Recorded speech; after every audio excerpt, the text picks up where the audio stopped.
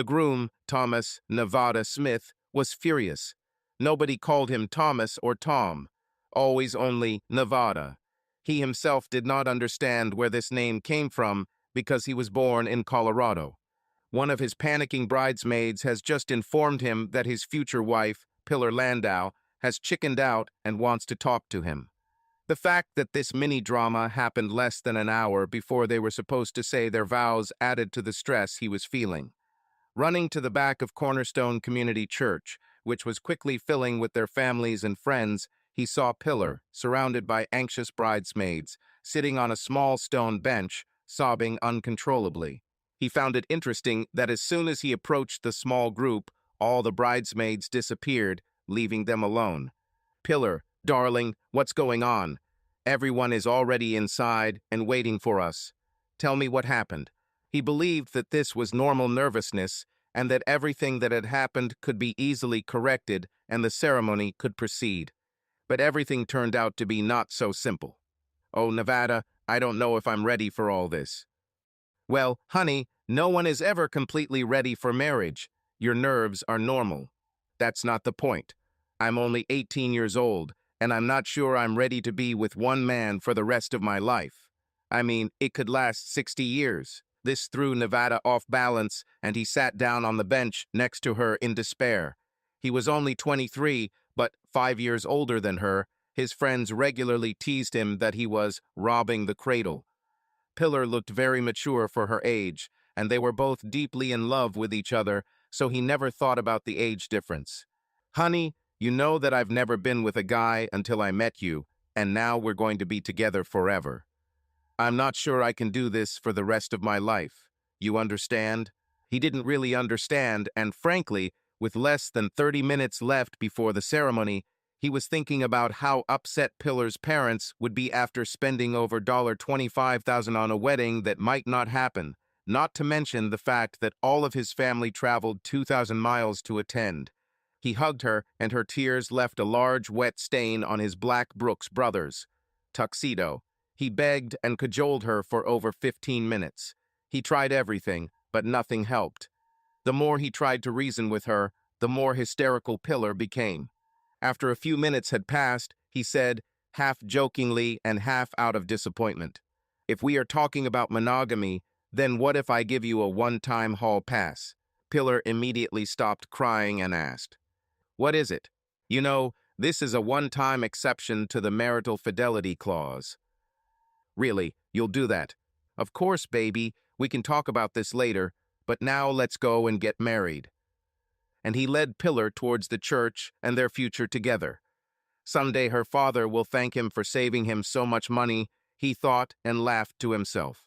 Of course, in the chaos of the wedding, reception, honeymoon, and the beginning of their life together, they never spoke about it again. 21 years later, Nevada Smith was lying on the patio bed they had bought a few years ago, happy. He tried to understand how time passed so quickly. All 3 of his children were now teenagers, and the eldest, Suzanne, was going to college in the fall. He and Pillar were quite successful and were at the peak of their careers. They even began planning in earnest for their retirement, which they both hoped would happen within 15 years. In fact, they had been planning their retirement since the day they got married, but with children, a mortgage, and other hassles along the way, there was always something else to spend the money on. But now they were confident they could achieve their retirement goals. Yes, it was a good life, and he believed that the best was yet to come. The only fly in my eye was Pillar's absolute terror of turning 40. Her birthday was less than 2 months away, and he knew it was worrying her a lot. Nevada understood this because, frankly, for him, turning 40 a few years ago was also traumatic. Aging was a strange concept to him. Having passed his 40th birthday, he no longer thought about it. He began to understand and appreciate the perspective that aging offered him. He was happy with his choice of life path and was looking forward to the future. He saw Pillar leave the house and walk towards him, carrying glasses of wine, which she promised to fill. They both loved the patio bed, and when the kids weren't home, they spent many a warm Southern California night making love and falling asleep with their naked bodies wrapped around each other on that very bed. Sitting down on the canopy bed, Pillar carefully handed Nevada his glass. She sat silently, looking at the pomegranate liquid in her glass. "You're thinking about it again, honey, aren't you?" "Yeah, Nevada, that seems to be all I can think about lately."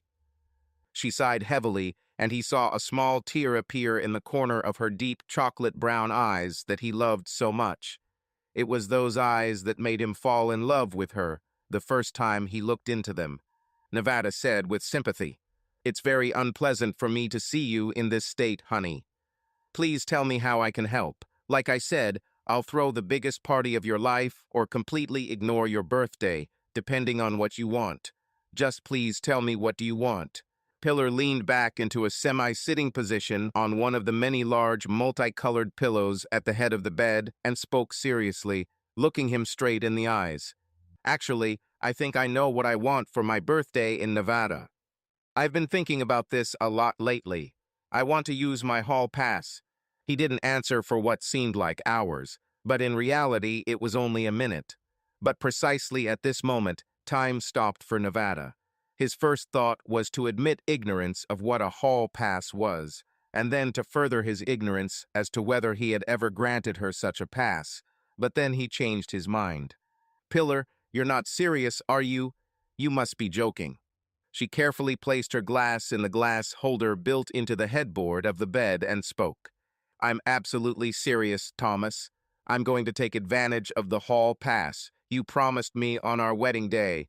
Will you really go back on your promise?" Shit, he thought silently. "Pillar, I remember my promise, but I also remember the context in which I made it. Haven't I earned your loyalty over the past 21 years? Haven't I proven my love and devotion to you and our family? You are a very devoted husband and father, and I am lucky that you love me, but this is not about you in any way, shape, or form. It's about me. I need to feel like I'm still an attractive and desirable woman. But you are very attractive and desirable to me. You've always been like this. How many other couples do you know who have been married for over 20 years and still make love 3 or 4 times a week? And please don't insult me by saying that I'm only talking about your attractiveness because I feel like it, and I certainly don't make love to you because I have to. Why now, after 21 years, apart from the fact that you chickened out 30 minutes before the wedding, I gave you a hall pass because you told me you were worried that you wouldn't be able to be monogamous for the rest of your life." An obvious question occurred to Nevada, one that he had never even thought about before. "Look me in the eyes, Pillar, and tell me that you have been faithful all these years." Without hesitation, Pillar looked him straight in the eye and spoke decisively. "Nevada, I'm offended that you'd ask me that, but no, I've never been unfaithful to you. I didn't even do anything that wouldn't pass my husband's test. You hurt my feelings. Well, I'm sorry as hell for asking, but you're going to cheat on me, so I thought it was a fair question under the circumstances. It won't be cheating, honey, because you will know about it." "Pillar, are you suddenly brain dead? Just because you tell me you're going to have sex with another man doesn't mean it's not cheating. Do you understand that?" He was incredulous. "Look, let's come back to this later because—" "Nevada, do you have to be so vulgar?" "Pillar, what you're proposing is, of course, vulgar, but as I've already tried to explain, I didn't initially give you a pass to the hall so that you might somehow try sex with someone else." She started to protest again, but he simply shut her up with a wave of his hand. "You have proven to me that you have been a faithful, loving wife for 21 years, so why can't you do this for another 21 years? There's something else going on, and I want to know the truth. Don't I deserve at least this?" Confused but still determined, Pillar hesitated for a moment before speaking. "Okay, Nevada, but before I explain everything in more detail, you must understand that this has nothing to do with you. This is all because of me. Do you believe me? I believe you think so, but how does your ruining our marriage have nothing to do with me?" "Oh, honey, I'm not ruining our marriage. Everything will be fine with us. It's just something I feel I need to do for myself. Why can't you understand? Listen to me carefully. Pillar, if you do this, we will divorce immediately." She waved her hand at him dismissively. "Stop being so melodramatic, Nevada. You won't divorce me." Pillar, I'm thinking of filing for divorce just because you suggested this idea, and damn it, I will if you get to that point of insanity. I was hoping that we would be adults and it wouldn't come to this, but Nevada, before talking to you, I consulted with a family law lawyer. Do you know what your life will be like after divorce? Nevada's jaw dropped and he felt sick. He fought the bile in his throat as he asked incredulously. Indeed, you threaten to take my family away from me if I don't allow it, right? Of course not, honey. I'm just pointing out the facts of life. I will get custody of the children and the house until Pat turns 18. In addition to alimony, you will have to pay me alimony for 10 years because you earn much more than me. I'll get half your pension because I don't have any. Remember how many years ago we decided to put all our efforts into your plan because it was so much better than mine. And you'll still have to pay most of the kids' college expenses. You're not joking, are you, Pillar? I'll sue for adultery and get. You really should look into our state's family laws. Adultery is not even grounds for divorce. Our assets will be divided 50-50, and when Pat graduates from school and turns 18, the house will be sold and the capital divided between us. So now that you know what divorce costs in monetary terms, not to mention the psychological cost to your children, is this what you want to do to us? So, for me to spend one weekend with another man, is that the price you are willing to pay? Yes, that's exactly what I'm ready to do, you stupid bitch, he growled in response to her ultimatum. Nevada, don't ever call me that. Listen to me very carefully. I could file for divorce tomorrow just because I don't like the color of your shirt, and everything I just explained to you will still happen. And there's not a damn thing you can do to stop it, so keep your mouth shut. It's going to happen, so you better get on board quickly. So I'm entitled to a pass, too. Of course not, Nevada. Firstly, I never promised it to you, and secondly, if I catch you looking at another woman, I will deprive you of your manhood and then divorce you so quickly that you won't have time to come to your senses. He was speechless. He looked at the woman who had once been his beloved wife, now standing with her hands on her hips and grinning. Nothing more could be said, so he simply stood up and left. The children realized that something was wrong between their parents that evening. They were acutely aware that their mother and father had not said a word to each other the entire evening. They didn't even look into each other's eyes. Near bedtime, Nevada sat in the family room with a full glass of Jim Beam in his hand, staring blankly at the TV that wasn't even on, trying to process what had happened to his marriage and life over the past couple of hours. Pillar passed by on her way upstairs and sweetly told him she was going to bed. Nevada followed her about an hour later, finishing his bourbon and heading to the master bedroom out of habit. The door was closed and locked. In 21 years of marriage, this has never happened before. My first instinct was to break down the door and throw Pillar out the window. Luckily, when he came to his senses, he simply turned around and headed back to the family room, to the pull-out sofa. The next morning, he woke up from a restless sleep. His head ached, his throat was dry and raw, and he was still wearing the rumpled clothes he'd worn the day before. He, like a condemned man, climbed the stairs. When he reached the master bedroom, the door was open. Then he realized that the house was empty. Of course, today is Monday, the children are at school, his wife is at work, and looking at his watch, he realized that he was already an hour late for work. He quickly sent a text message to his boss, saying that he would be away for a couple of days due to family problems. Nevada spent over 30 minutes in a scalding hot shower, unsuccessfully trying to wash away yesterday. It took him another hour and a half to finish getting dressed, because he involuntarily stopped every few minutes, trying to comprehend what had happened. He spent almost the entire morning and afternoon in the same state. The only thing he accomplished all day was making an appointment with a lawyer the next day and calling the owner of the detective company they used at work for preliminary and annual fiduciary background checks. When the kids got home, they asked him what was going on, and he brushed them off, saying that he and his mom had just had a fight and everything would be fine.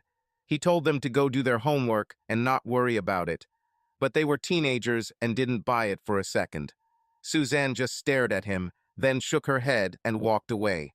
Around 4 o'clock, Pillar called him on his mobile. He decided to send it to voicemail. When he listened to it, he was amazed. "Hello, honey, it's me. If you get home before me, don't start dinner. I'll grab some pizza from Antonio's on the way home. I love you, bye.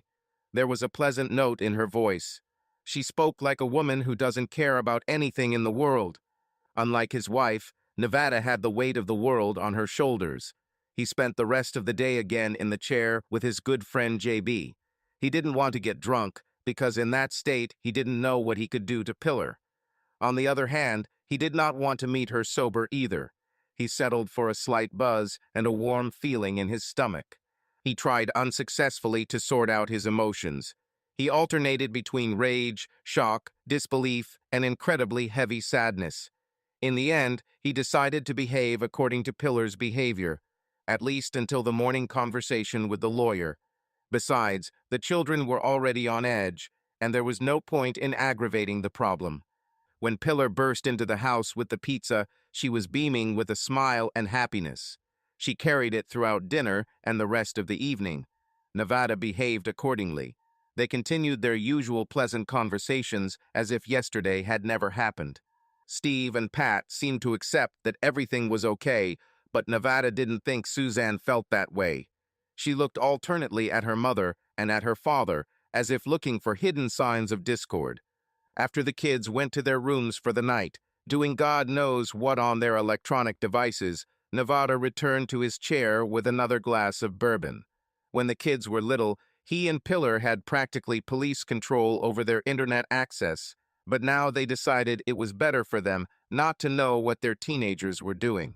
In addition, he was an account holder in their bundled services and had a feature where he could detect everyone's activity. Wait, he had access to everything that everyone else did. Just as he was about to jump out of his chair and rush to the computer, Pillar literally flew into the family room and jumped into his lap. She pecked him on the lips. "See, it wasn't that hard, right, Nevada?"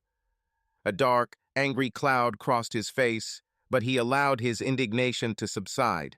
He remembered her lawyer's prediction again. "You know, Pillar, you didn't answer my question last night. I can't believe you made this decision on the spur of the moment, so tell me why now." Pillar was confident that she had the upper hand and was firmly in control of the situation, so she simply told him the truth.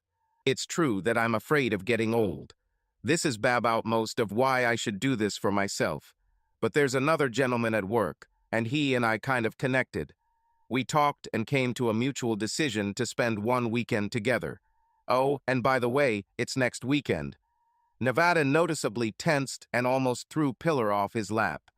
"Now stop acting like a teenager. Go to bed and make love to me. I'm sorry I didn't let you into the bedroom last night, but I needed to show you what you're giving up in a divorce." She looked at him hopefully. "Who is this, Pillar? This doesn't concern you. Now forget everything and go to bed." She lifted him from the chair and, taking his hand, led him upstairs. Nevada simply agreed because he didn't think anything good would come of further arguing.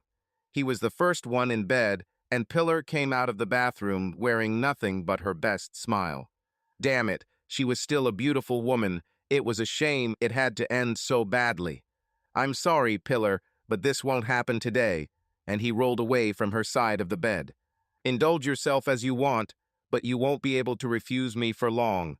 I know how excited you are." She said this in a deliberately pouty voice. Nevada realized she was probably right.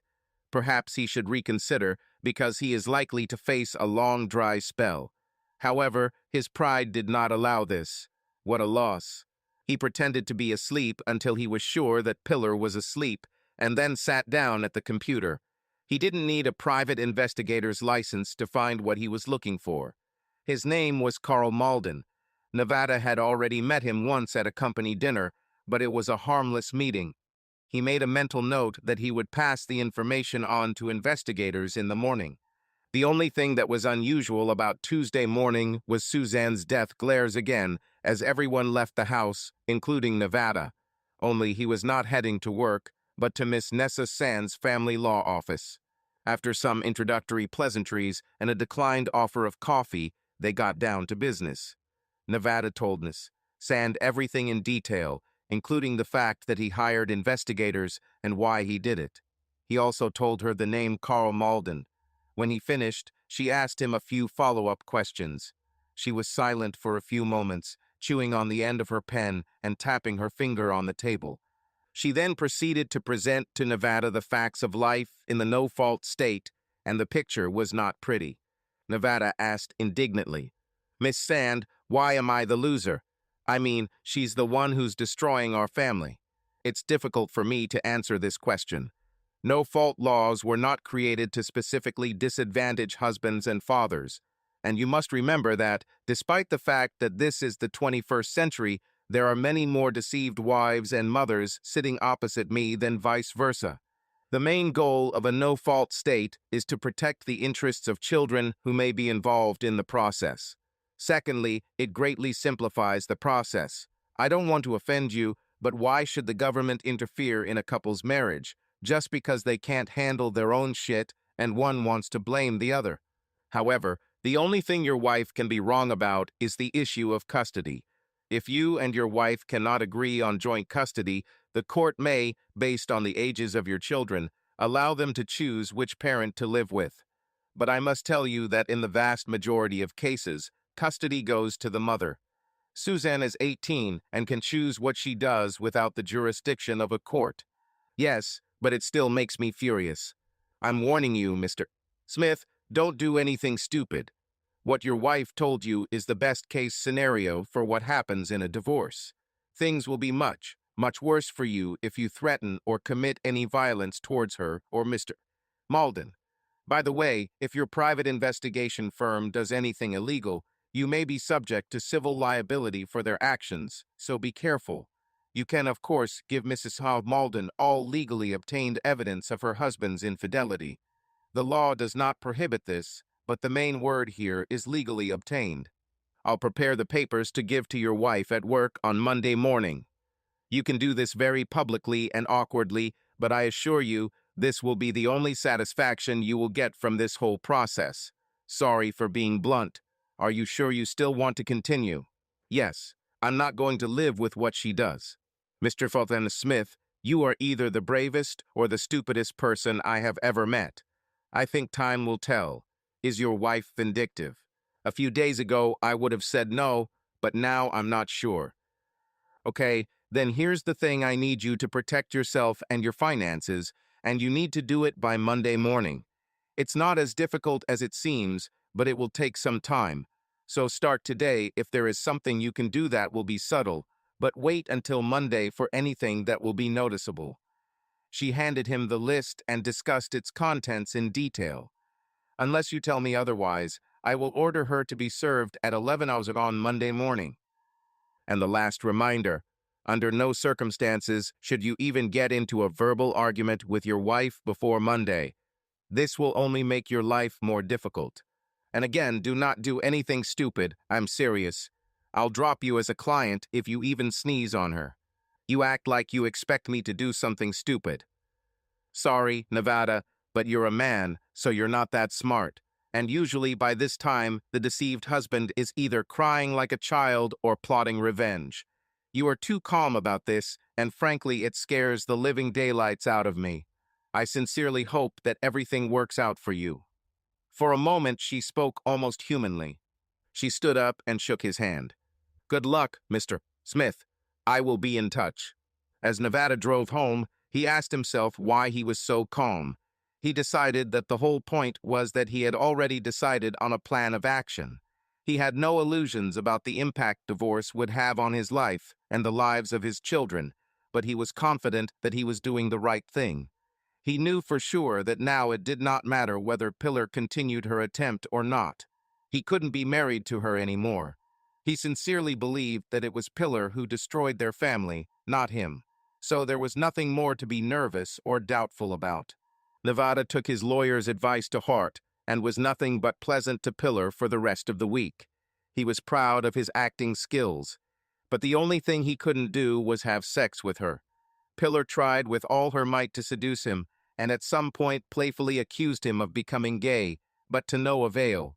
He managed to dissuade her, saying that he would think about it when this is all over.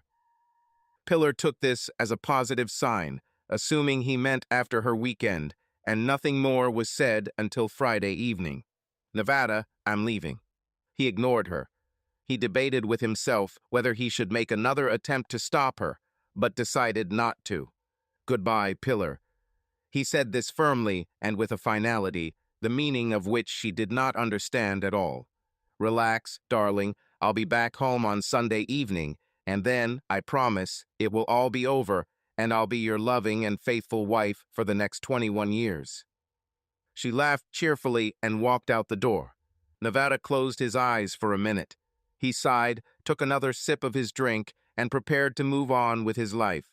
He looked towards the door and saw Suzanne standing there with tears streaming down her cheeks. "You heard that, didn't you?" "Yes, Dad, but I knew about it before, because last week I overheard a phone conversation that Mom was having." "What are you going to do?" "Come here, sit down, and let's talk about this."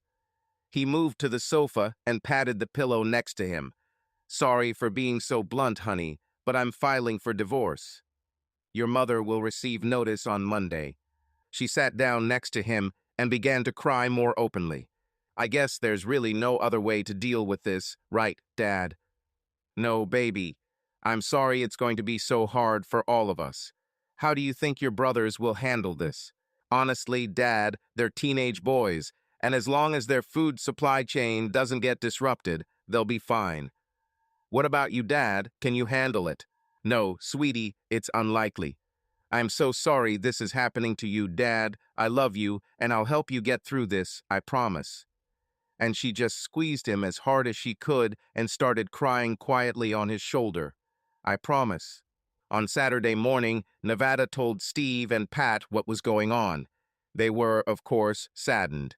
Pat asked where they would live, and Nevada replied that it would probably be right here, in their house with their mother.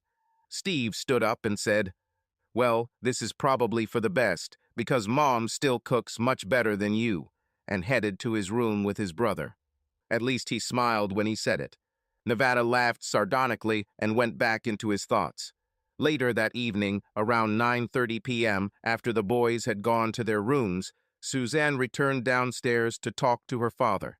"Dad, don't think I'm selfish, but do you think I can go to the University of Southern California in the fall semester?"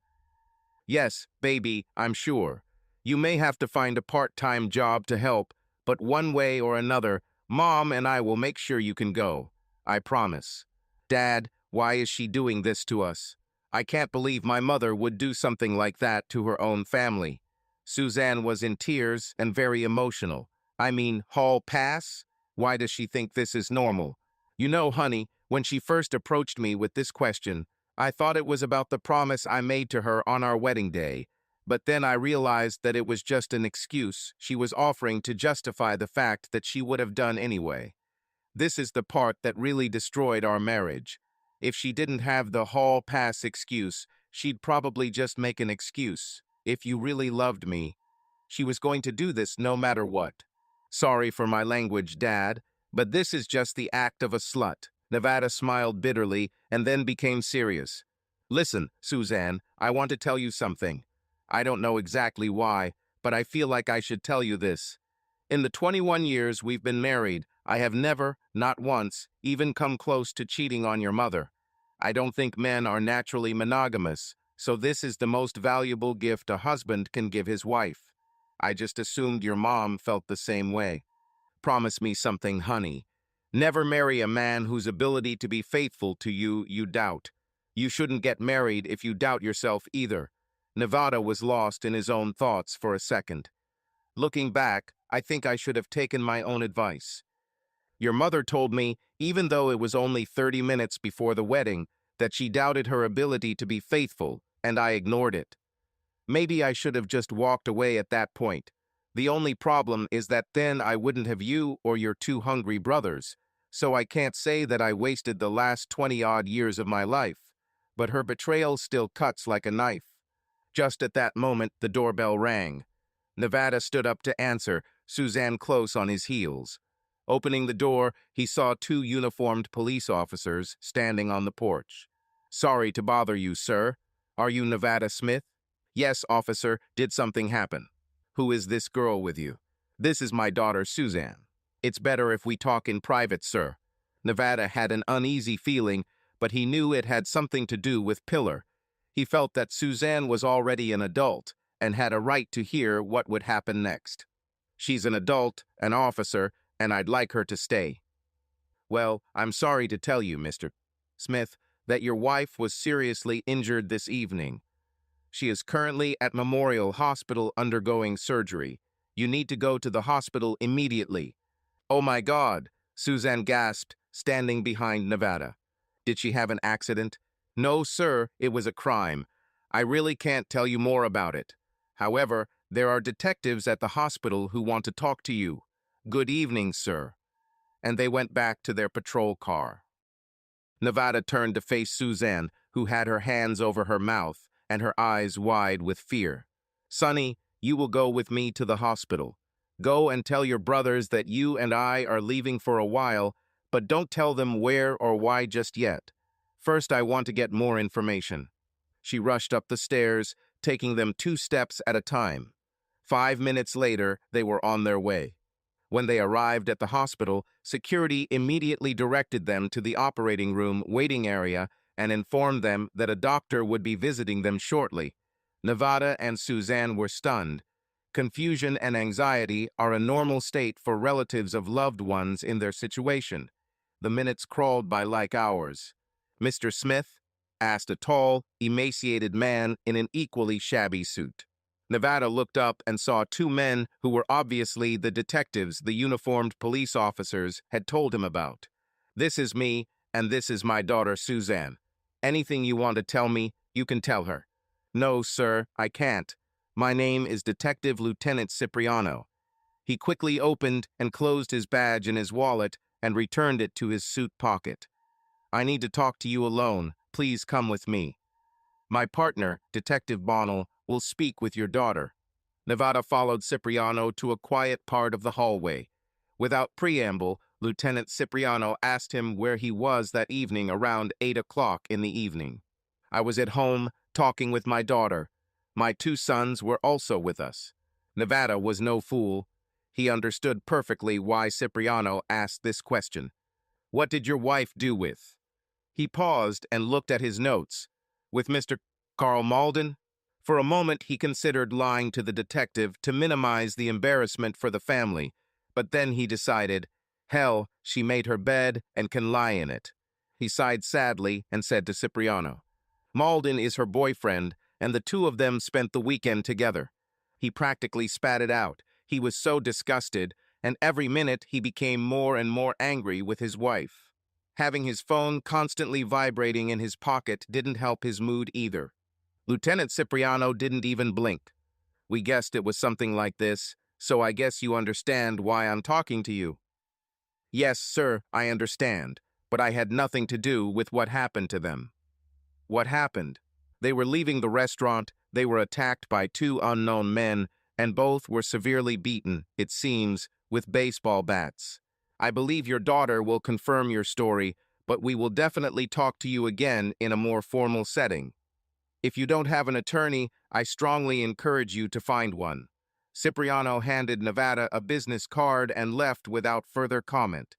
Holy crap, this must be bad. And he went back to be with Suzanne. Suzanne was in tears and jumped up and hugged Nevada when he returned. Dad, what's happening? I'm so scared now. The man asked me where you were earlier. They think you had something to do with what happened to Mom, don't they? Honey, it's obvious that your mother and her boy Toy, for that matter, were very badly hurt. And yes, the police think I had something to do with it. Where are the doctors?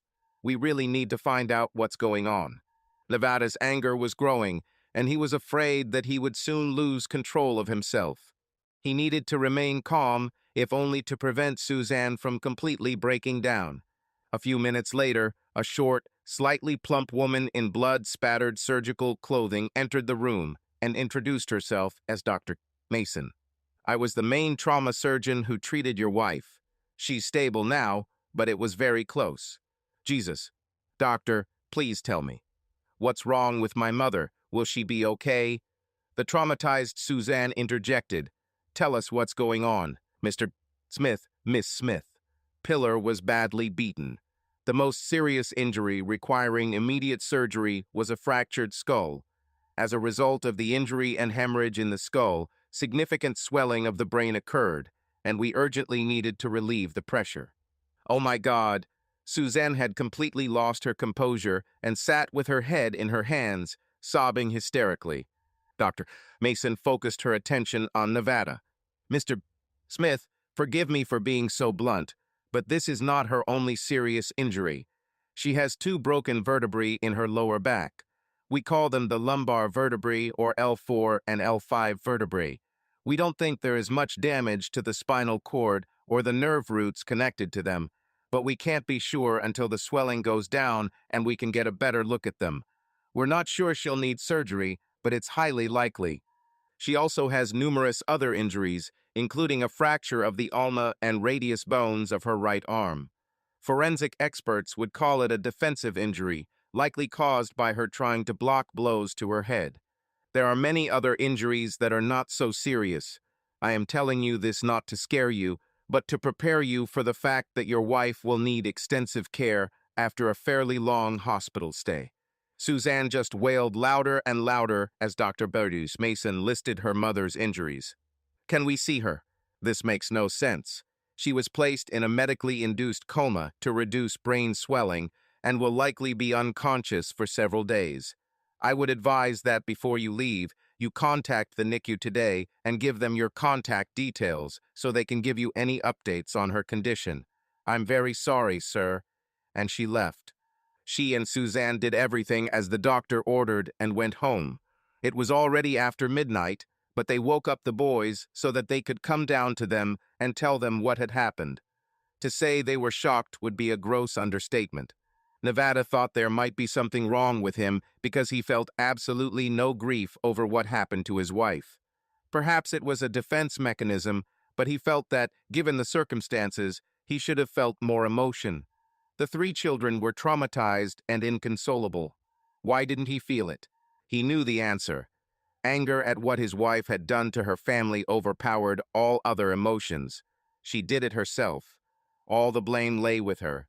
He had many decisions to make regarding his next steps, but they could wait. He remembered the calls to his phone and checked it. The voicemail was full, and all the calls were from the same number. It was his private investigator. In his excitement, he forgot that he had assigned them to monitor his wife's activities throughout the weekend. Despite the late hour, Nevada called Bart Hudson, the owner of a private investigator firm. Hudson answered the phone on the first ring. Without any preamble, Bart Hudson said with venom, "Listen carefully, Mr. Smith. If I find out that you have anything to do with what happened tonight, I will personally kill you. Do you understand me?" "Hush, hush, Bart. I have nothing to do with this. Do you really think I would hire you to watch me attack my own wife? This has already happened, more than once. This is a common trick to divert attention.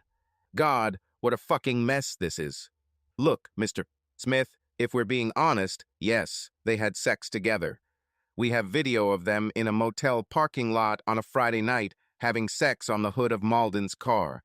Not very subtle for those who are allegedly cheating for the first time.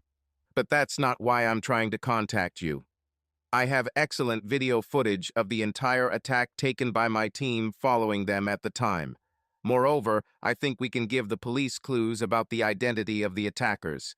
I am required by law to hand over everything I have to the police as soon as possible, but I wanted you to know this in advance.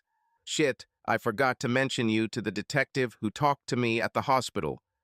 Damn, this won't look very good. Look, Bart, let me contact Detective Cipriano and give him your contact information. I'll do it as soon as we hang up. Okay, but if I don't hear from him soon, I'll go to the police myself with everything I have.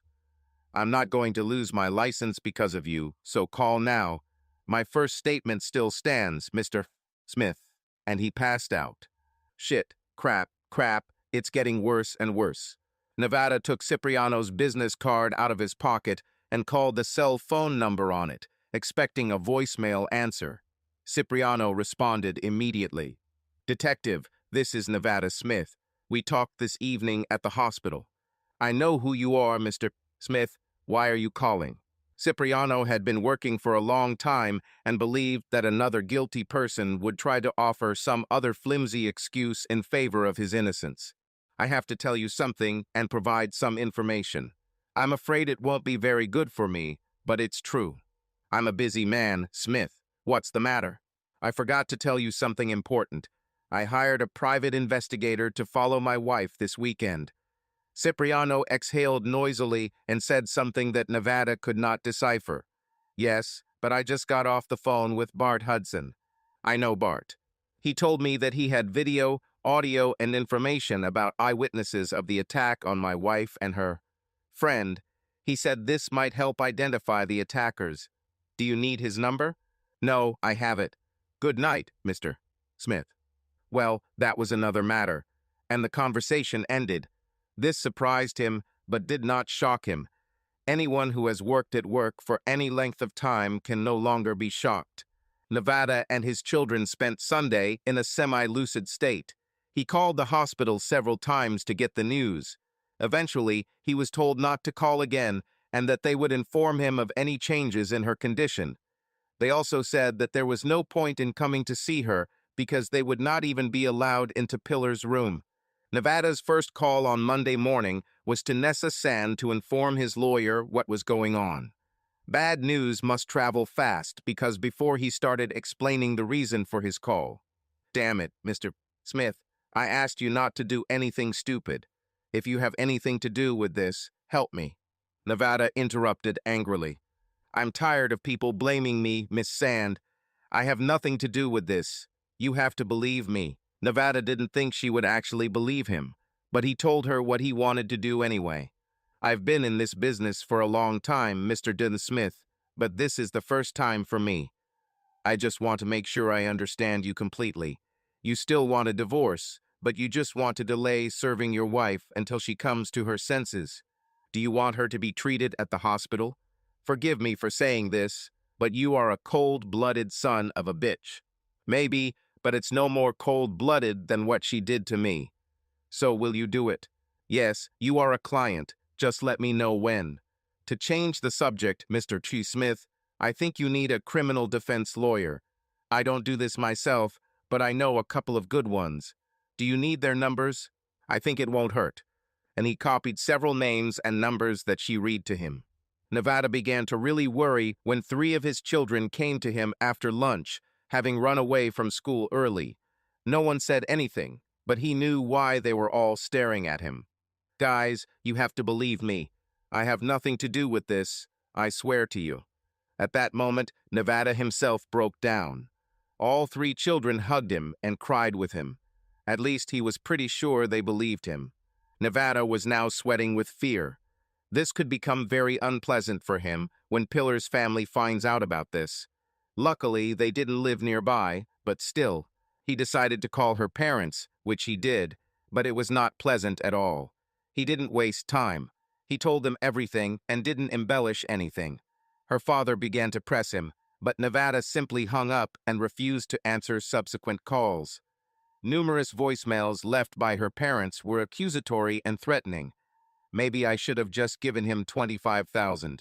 Nevada was sure that he had better call one of the lawyers whose names he got from his lawyer before the situation got out of control. He was about to do this when Detective Cipriano appeared on the threshold. Mr. Smith, I have just one question for you. Did you tell Mrs. Malden about the affair between her husband and your wife? No, sir, I didn't tell you. However, to be honest, I found out who her friend was and that he was married. I intended to give Mrs. Malden the private investigator's information to try and ruin this idiot's life as well. Cipriano smiled slightly as he spoke. Yes, I probably would have done the same. Moreover, Hudson told us what his instructions were. Look, Mr. T. Smith, it looks like you're off the hook.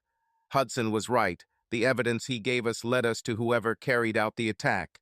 They are in custody and both confessed. Seriously, who did this? Well, I shouldn't say, but damn, it'll be all over the news by tomorrow anyway. It was Mrs. Malden and her brother. Damn, how did she know? Same as you. He told her what he was going to do. Apparently, this was the third time he had pulled this trick. For some twisted reason, he liked to rub her nose in his infidelity. And apparently, she just couldn't stand it anymore. So she told her brother, who has quite a long list of violent crimes, and they came up with a plan together. Looks like Malden didn't have a hall pass. Hey, out of morbid curiosity, could you tell me about his condition? No, unfortunately, I cannot do this. The only thing I can tell you is that it was the brother's job to take care of Mr. and Mrs. Fortitude. Malden was to take care of your wife. The brother is much larger and stronger than the mistress. Although, to be fair, the wife used a heavier bat than her brother. In any case, I am truly sorry for your troubles. I won't bother you anymore. Good day. The sense of relief Nevada felt was immeasurable. He collapsed into a chair to catch his breath. He was shaking all over. He wondered what his life would have been like in the next few weeks if it weren't for spying on his wife. It was too scary to think about. The relief that he was no longer a suspect did nothing to soften his anger at Pillar. The next few weeks passed in a blur. Detective Cipriano was right. The story was all over the local news and ran for days. Nevada returned to work, and the children returned to school, which was about to end for the summer holidays. Around the same time, he received a call from the hospital and was told that his wife had regained consciousness, was asking about her family, and wanted to see everyone. The head nurse said she could only have one visitor at a time. They also warned him that she would experience confusion and possibly major memory lapses. Nevada went to her alone without telling the children. He did this for two reasons. First of all, he wanted to talk to her alone, and secondly, to make sure that seeing their mother's physical condition did not traumatize them too much. When he arrived at the hospital, he was shocked by Pillar's condition. She was covered in devices, tubes, casts, and bandages. The parts of his body that he could see, including his face, were still covered in bruises. He wasn't sure if the bruises were from the beating or from the 3 surgeries she'd had. But she could talk. Even though the nurses had prepared him, when he entered Pillar's room, his breath caught in his throat. Even without taking into account her injuries, Pillar, who had always been a gorgeous woman, now looked exhausted. It was quite disturbing, and he wasn't sure the children should see her like that. Fuck it, they're old enough now. Either way, it will do her good. She heard him enter and turned her head slightly in his direction. She was silent, but there were tears in her eyes. She could only wipe them with her left hand, since her right hand was still immobilized. Damn it, Pillar, you look like crap. Next time you use your hall pass, make sure your lover has one too. He knew that he was acting stupidly, but it was easier for him, and he didn't care. If anything, his number one emotion was still anger. She croaked, "I'm sorry," in a barely audible voice. "Yes. Look, Pillar, I don't want to stay here any longer than I have to. As soon as you are transferred from intensive care, I will file for divorce. I would have done it earlier, but the hospital won't allow it. I'll ask the kids to come. They can't wait to see you. Right now, I'm too busy thinking about how to avoid financial ruin to worry about your health. But somehow I'll figure it out. You know, thanks to you, because of all those damn hospital bills, Suzanne won't be able to go to UCLA now. You did it, Pillar. You destroyed your marriage and your family's financial security. So no, I don't feel sorry for you one bit, so go to hell. Could you be a little more understanding, Nevada? I'm hurt, I'm sorry, and I want to find a way to repair our marriage. I love you." She could only speak in a hoarse whisper. "It's too late, honey. This will never happen. I'm so angry at you for what you did to us that it takes all my self-control to remain polite. Goodbye, Pillar." He turned and left. He never returned to the hospital. A few days later, at the dinner table, Nevada said, "Children, it's time for a family meeting. Tomorrow your mother is being transferred from intensive care, and I'm going to serve her with divorce papers. Dad, you're kidding me. Are you going to give your mom the divorce papers in the hospital?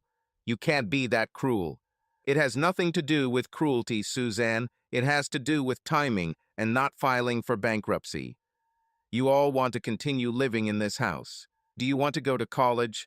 Well, we will have to make some serious sacrifices to make this possible. You see, I consulted with the lawyers and the hospital, and this is exactly the case. Your mom has her own insurance, but that won't matter even if we get divorced. Since we were married when these bills came up, I am still responsible for what her insurance doesn't cover, just as much as she is. And believe me, the uncovered part will be huge. This will not change until the divorce is finalized. Also, we don't have long-term care insurance, so that's where the real costs will fall. So I need to finalize the divorce as soon as possible to minimize the long-term financial impact on our family. I'm very sorry, but this is the harsh truth. My lawyer is considering suing your mother's boyfriend to recover costs, but I suspect that won't go far. His medical expenses will far exceed your mom's, so this probably won't help. Besides, his wife is going to divorce him anyway, although I'm not sure how she can do that from prison. And one more thing, I have met with your mother's medical staff, and we need to have a serious conversation about her condition. At this moment, his attention was focused on all three of them. There is a high probability that your mother will be confined to a wheelchair for a long time, if not for life. Due to brain damage, she will likely never be able to fully care for herself again. At a minimum, she will require home care for several years. She faces months of rehabilitation and years of physical therapy and other treatments. The children were horrified, but not too shocked. After all, they visited her and saw firsthand how much she had suffered. In general, this is what we will do. Nevada talked about his plans for about 20 minutes. Ultimately, the children agreed that this was perhaps the only reasonable course of action. When he finished, Suzanne said sadly, "I don't think Usk is in my future, do you, Dad?" "No, honey, no, but I promise that you will go to the state university. It's much cheaper, and there are more grants and scholarships you can apply for to help offset the cost. Besides, I know you want to help your mom, so instead of 1,000 miles, you'll only drive 30 minutes. You can live at home, so you don't have to pay for a hostel." "I know, Dad.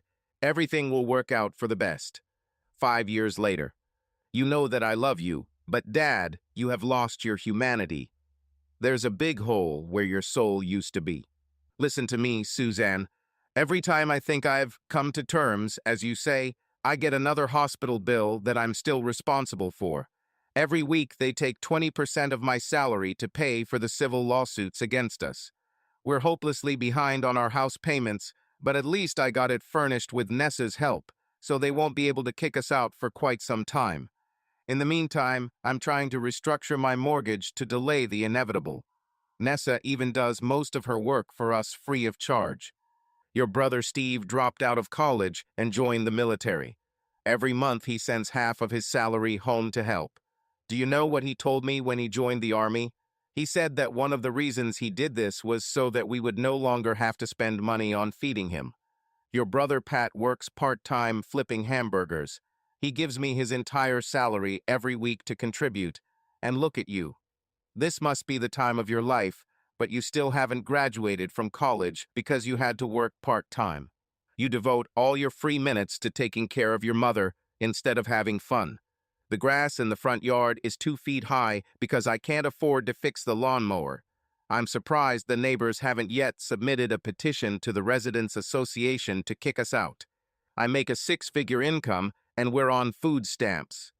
I implore every nonprofit and social service organization every week to find more money to pay for your mom's care. We have one 10-year-old beat-up car that's held together by chewing gum and wire. If you think so, why did you even let her live with us? You haven't said a single kind word to your mom in 4 years. You didn't even look at her. If she appears in the same room, you leave. It's like she's a recluse in her own home. This doesn't make any sense. There are several reasons. No matter what she does, she is still a mother to you and your brothers. And as you know, you are all, to one degree or another, involved in her care, even after all these years. And secondly, my motivation is revenge. She will see Josie and I making love every day of her life. Every day for the rest of her life, she will be reminded of what she gave up in order to try sex with another man. The vengeful part of me still comes out from time to time, and I want to make Pillar sit in the chair in our bedroom and watch Josie and I make love in what used to be her bed. I would do the same, but I'm sure Josie would throw me out of the house. All that aside, the real reason is to save money. Nursing care can cost up to $7,000 a month. It is obvious that she will not be able to afford this even with government assistance. Do you want your mom to live in one of those private nursing homes? You've seen what they are. And to be clear, this is not her home anymore. I'm just letting her stay because I don't want your mom dying in some cardboard box under a freeway overpass. No, Suzanne, your mother burned all the compassion out of me. I may be part zombie, but there's nothing I can do about it. You're wrong, Dad. You still have some compassion left in you. I'm sure Josie wouldn't have married you if you didn't have it. But she and I talk often, and we worry about you. 5 years have passed, and you still have so much anger in you that it's scary. You have to let go of your bitterness and somehow make your way through it all.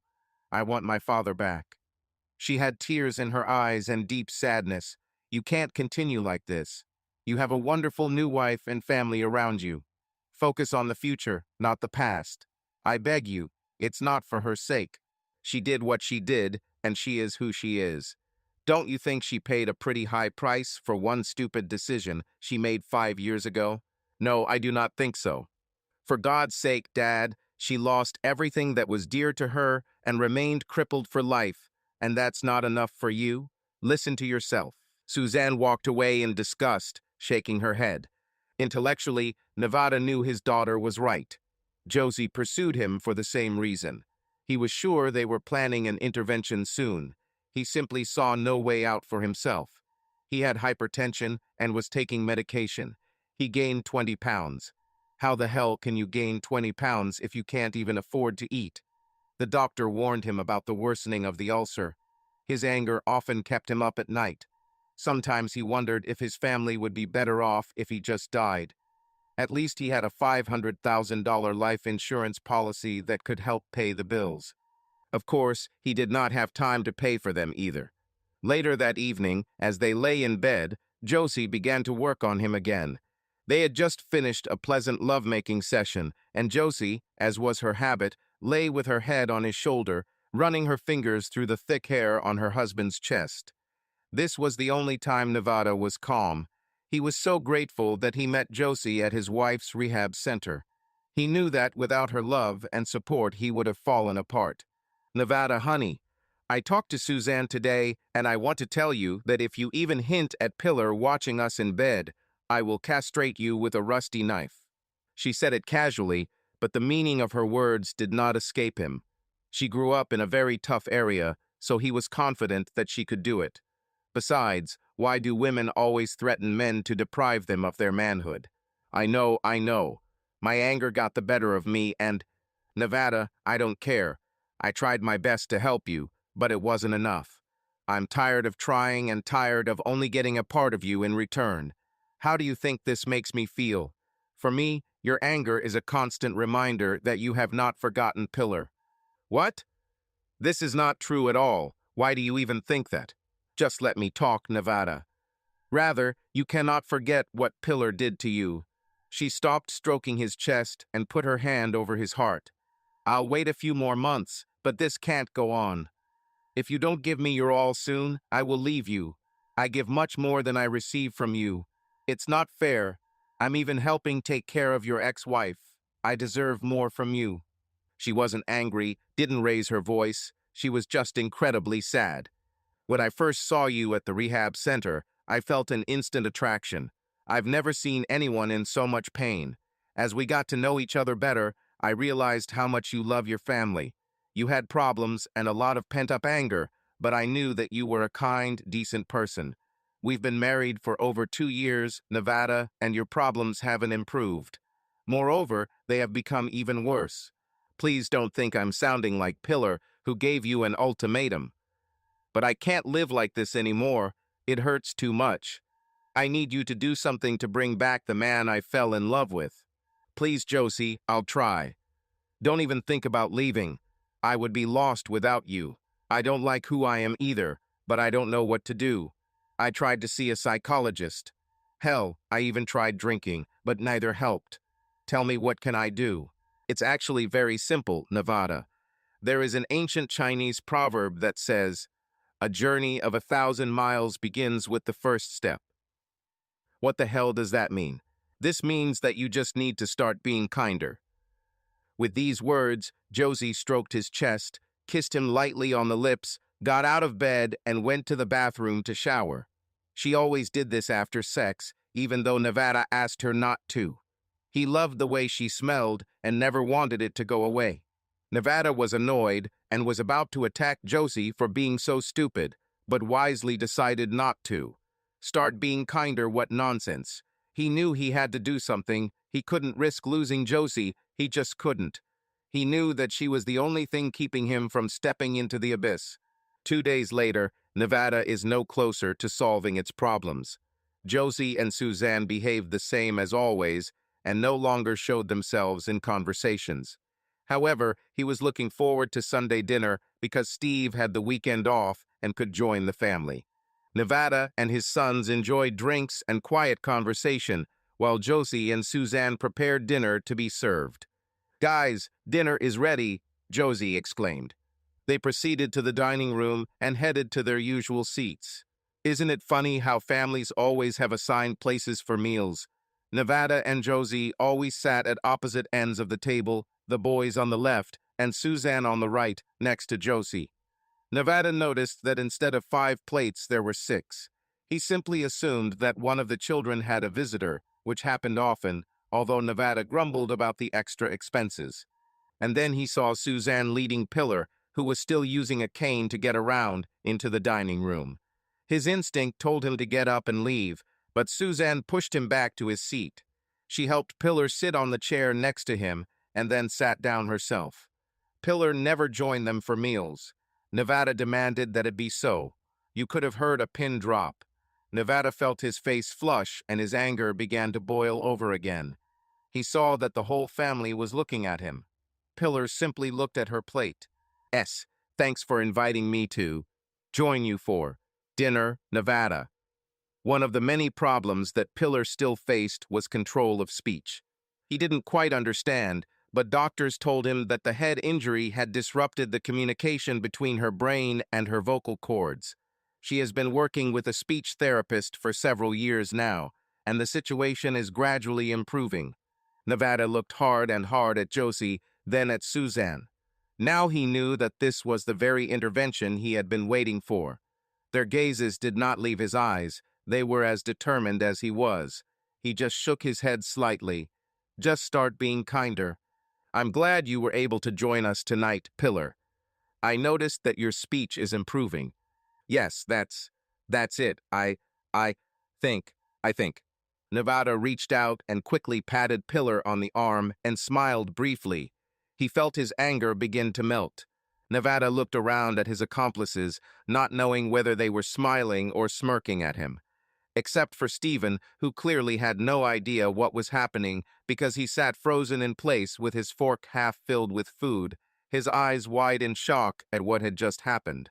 No one was actually talking or moving. Josie broke the awkward silence. "You know, Pillar, now that you'll be joining us for meals regularly, I think it's time for you to help us prepare them." Josie looked at Nevada with an expression that screamed, "Let me help you. I know that you love to cook. You seem to be getting around pretty well. Do you think you can handle it?" Pillar didn't answer, but quickly glanced at Nevada. "I think this is a great idea, Pillar. You are part of the family, and everyone should participate in its life.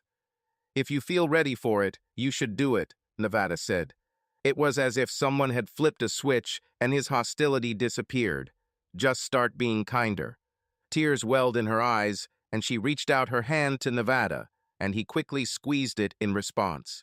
Okay, I will. Subscribe to our channel so that your love doesn't cheat on you, and go ahead and listen to the next story, because this story is nothing compared to the next one. If you're under 18, don't even click to the next one.